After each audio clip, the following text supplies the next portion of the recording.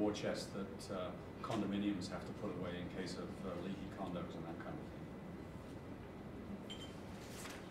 So any comments? Yes. Would you be withdrawing from that pool of money if it was just a regular disciplinary investigation and there was lawyers involved? Or? I think it would depend upon the degree of commitment, the degree of expense that was going on. That would be a scenario that fund would be used, yes. And we cannot, as a board, touch that fund unless there is a total agreement amongst the board for some sort of emergency kind of situation. So you can see that it's been building. Given that, is it, I'd like to now ask that it be resolved that the 2010-2011 audited financial statements are accepted as circulated. Anyone willing to move? Yes, Tina Hartnell? Tina Hartnell. Any agreed? All in agreement? Okay, so carried, thank you. So this is the part of the meeting where we take your questions, and do you have any comments or questions or things that you'd like to know more about? Yes. Hello, Kristen Yorker. I just see in the Quality Assurance Committee that their current activities and issues, one of them is nutrition care process and standardized terminology. I'd just love to hear what that committee is up to on that. Yeah, we just adopted a watching brief on that. We're actually not doing anything. We're just keeping tabs on what's happening across the province and indeed the country, and indeed internationally, and seeing if eventually there's any need for us to actually do anything in terms of regulation. So just kind of on your radar. Today, you know, for the time being, it doesn't look as if it's going to have any impact on our activity. That's my sense.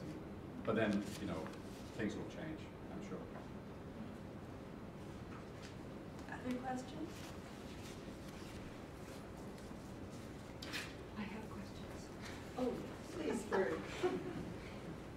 I don't know if we're allowed to ask questions from this way to that way, but I would like to know if anybody has any comments on the monthly updates or anything you'd like to see in there that you're not seeing, or anything you really like that you're seeing. That would really help us put the monthly update together to make it meaningful for you. Any comments? Yes. I love the monthly updates. That means you read them, right? I read them, and it's a way for me to keep informed about what's happening with the college and things I need to know in terms of my practice. Mm-hmm. All the stuff that you guys talk about in terms of the CCP, you know, continuing professional development plan, yes, all that stuff I think is really important. I would encourage you to continue to talk about that a lot. I think there are still people that are, you know, out there practicing that are getting missed in the communications between you and them. And I don't know if it's just because they're not reading their monthly updates, but I just see people, you know, in little pockets kind of doing their own thing, and they're just not aware of kind of what's going on. So I would encourage you to continue them. Can you think of any way we can reach those people in another manner? Like, is there anything more that we should be doing or different that would help? Actually, I was at the Royal Columbian Hospital when you came and you were doing a session with the dietitians there, and I noticed that there was one dietitian in particular that learned something as a result of your session with them, and it really struck me that she was not up to date with everything, you know, that you guys have been talking about. So these kind of face-to-face little meetings that you've been having, and I know that's hard for you to do because, I mean, you're going around talking to different people, but I think that's really important to continue that as much as you can. So that's another way to kind of reach people. Thanks, Ray. I found that actually in the talks I did around the province, it seemed that I was seeing people and catching their names, and I had never kind of run into them in any other setting before. And it was really good to see the people in a small town, the dietitians, coming out and listening to and giving their opinion on what I had to say. So that's good feedback. Anybody else? Yeah, Kristen. I really enjoyed the little scenarios that you give. Like, what does this regulation or lingo mean to my practice? Yeah, I really appreciate those. It's almost like a Q&A. Sometimes it's from a Q&A, but when you're working with your client in this situation, that's what this legal gobbledygook means. You can act this way or don't act that way. I find that really, really useful. Kind of brings to life that difficult language. Good, thank you. Any others? I think it's similar with that. Some things that you bring up, it's like we don't think about it, and when you put it in writing, and it just brings our attention to it. Otherwise, we wouldn't think about it. And it's just, we might know about it, but it's never really an issue. At least we didn't think it was until it's brought up, and you're like, oh, yeah, I never thought it applied to my practice. So the short bullet point things are working. Jackie? One thing, I also thoroughly enjoyed the monthly updates, but sometimes when I want to go back and read one on the website, as much as I love the new website, I do sometimes find it challenging to go, I know they're somewhere, but to try and find them, I found it a little bit difficult. So but I like that they're there, because sometimes you remember reading something about it, and then a couple months later you're like, wait, that applies to what they just talked about, let me go back. So be a good Q&A. Do you know where these are? Thank you. And just one last question, if I may, Madam Chair. About the AGM, I know that we're in conflict with a hockey game tonight, but I'm wondering, and we did ask the question in the update, whether Friday afternoon is really a good time for an AGM, and we didn't get a lot of feedback. So either people really don't feel strongly one way or the other, or I don't know, maybe Friday afternoons are good. Anybody have any thoughts? Yeah? I'm here only because it is Friday. I came over for the weekend. Okay. That's good to hear. Otherwise I wouldn't be here. For the feedback we did receive on that was 4 or 5 Fridays.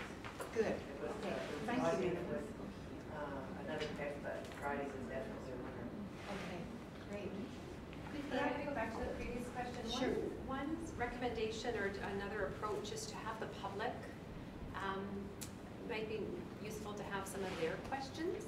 Yes. And so, because we generally tend to do it from our lens, but it might be helpful to get a different outside lens, especially if it's an area of conflict. And I can't really think of something yet, but. So the public viewpoint on that scenario. Yes, or yeah. something like that. Yeah, yeah. Okay, that's good. Yeah, we got one comment back from the last ethical dilemma was, I forget if it was, this is awesome or this was great or something, but we got one comment back right after it went out and it was like, yes, that was great. Yeah. So thank you. If you've got any more ideas, I'll be happy to hear them. Okay.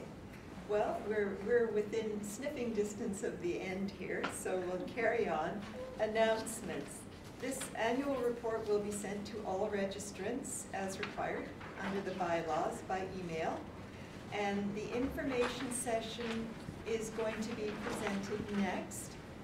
It will be recorded and posted to the website, so that will be available to all CDBC members. And we would like to move at this point by consensus that we adjourn the CDBC 7th Annual General Meeting. Anyone in favor?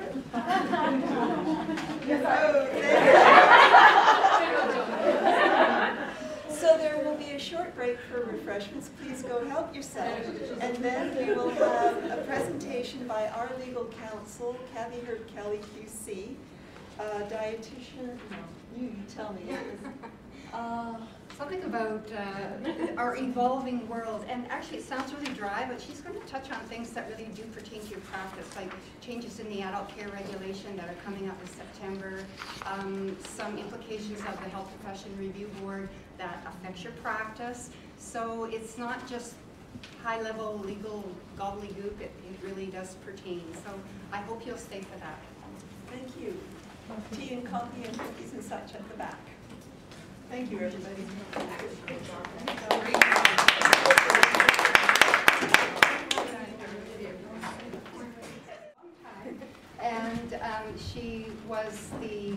counsel for the college where I used to work, the College of Dental Hygienists, CDBC, and it was a really nice treat to see that she was also legal counsel for the developing College of Dietitians when I was hired.